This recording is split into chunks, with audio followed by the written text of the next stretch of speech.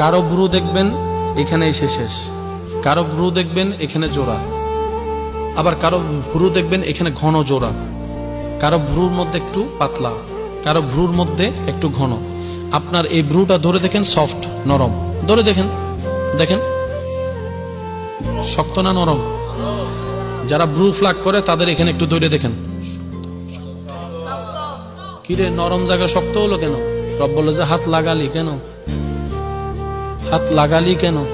এই ক্ষেত্রে আমার পরামর্শ, আমার যে সমস্ত মা বোনেরা ভ্রু ফ্লাগ করেছেন, আমি যতটুকু আমার বিশ্বাস, হয়তো কেউ বেশিরভাগই ইচ্ছা করে করেনি, শাস্তে গিয়েছেন, কেউ একজন করিয়ে দিয়েছে, হয়তো কারো ফাঁদে পড়ে করে ফেলেছে। যদি এমন কেউ থাকেন, আমার আওয়াজ শুনছেন, আমি বলবো আপনি প্রথমে আল্লাহর কাছে তওবা করেন।